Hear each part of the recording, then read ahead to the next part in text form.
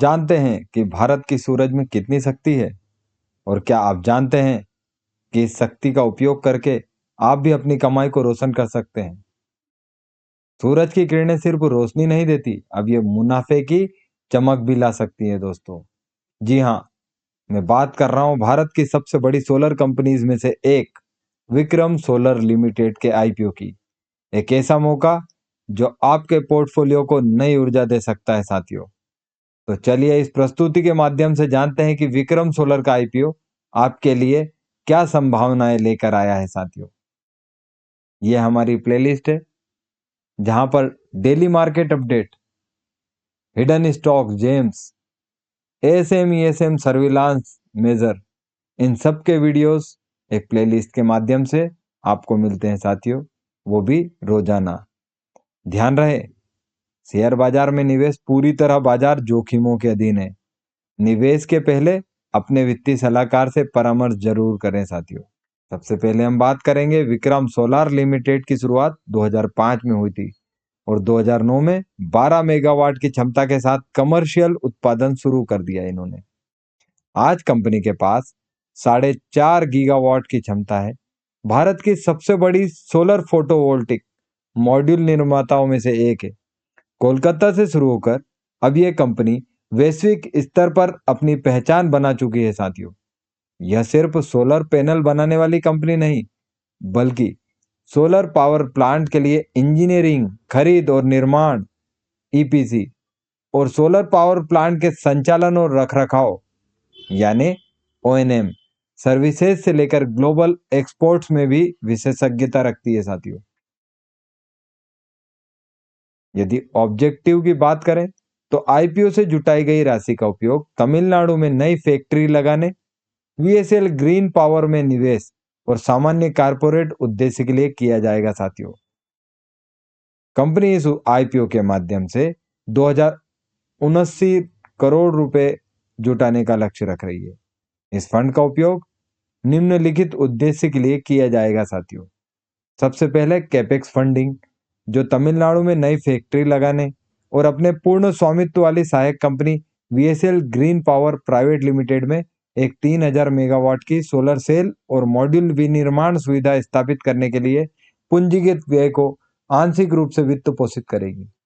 OFS IPO में प्रमोटरों द्वारा 579 करोड़ के शेयर भी बेचे जाएंगे साथियों। यह आपको जानकारी होना चाहिए। आईपीओ 19 तारीख को खुलेगा, 21 अगस्त को बंद होगा, 26 अगस्त को इसकी संभावित लिस्टिंग हो सकती है साथियों। प्राइस बैंड 315 से 332, यानी आपको 45 शेयर लेने पड़ेंगे मिनिमम रिटेल शेयरिंग के लिए। वहीं पे 14,940 रुपए आपको इसमें टोटल निवेश करना होगा साथियों। 26 अगस्त को होने वाली लिस्टिंग एनएसई और बीएसई दोनों प्लेटफॉर्म पे होगी। साथ ही बुक बिल्ड इश्यू होगा इसका।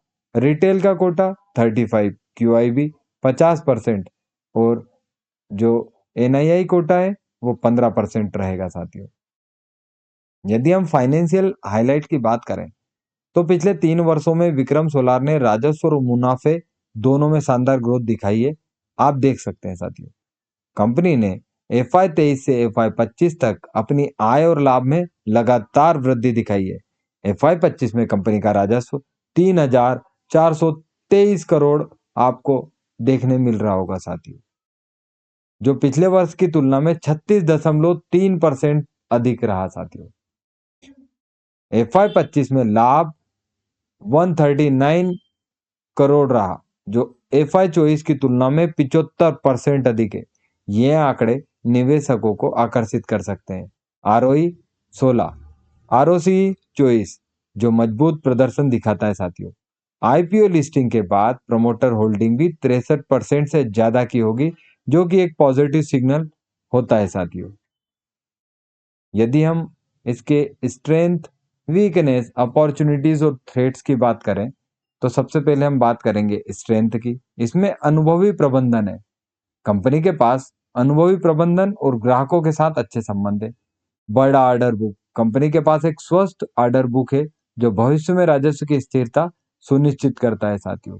इसकी कैपेसिटी, कंपनी की उत्पादन क्षमता 4.5 गीगावाट है और इसे 27 तक 20 गीगावाट तक बढ़ाने की योजना है साथियों। टीयर 1 निर्माता, ब्लूमबर्ग नेव द्वारा 2014 से लगातार टीयर 1 निर्माता के रूप में मान्यता प्राप्त है साथियों। यदि हम वीकनेस की बात करें तो कच्चे माल की कीमतों में अस्थिरता, कंपनी कच्चे माल की कीमतों में उतार चढ़ाव के प्रति संवेदनशील है, जो इसके मार्जिन को प्रभावित कर सकता है। कार्यशील पूंजी की यदि हम बात करें तो कंपनी का कार्यशील पूंजी चक्र लंबा है साथियों। यदि हम अपॉर्चुनिटीज की बात करें तो सरकारी नीतियां, भारत सरकार की रिन्यूएबल एनर्जी को बढ़ावा देने वाली नीतियों से कंपनी को लाभ होगा साथियों। सौर ऊर्जा की जो बढ़ती मांग है विश्व स्तर पर और भारत में, ये विकास के बड़े अवसर प्रदान करती है साथियों। नई और कुशल सौर प्रौद्योगिकी की यदि हम बात करें तो ये नई टेक्नोलॉजी को अपनाकर कंपनी की अपने बाजार हिस्सेदारी बढ़ा सकती है साथियों। पर थ्रेट्स की यदि हम बात करें तो सबसे पहला होगा कंपटीशन। यह उद्योग अत्यधिक प्रतिस्पर्धी है, जिसमें कई राष्ट्रीय और अंतर्राष्ट्रीय खिलाड़ी शामिल है साथियों।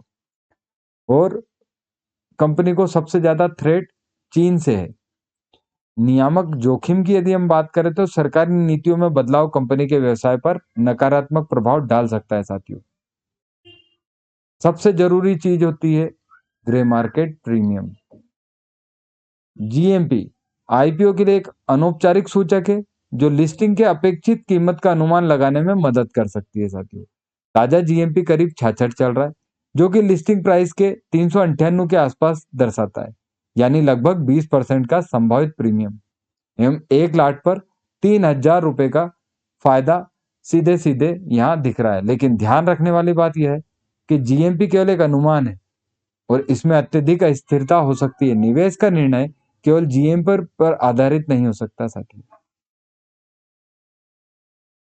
यदि हम कंक्लूजन की बात करें तो अलग अलग ब्रोकरेज हाउस की रिपोर्ट अनुसार विक्रम सोलर लिमिटेड एक मजबूत ब्रांड है और बढ़ते सोलर सेक्टर में अच्छी पोजीशनिंग वाला इश्यू है।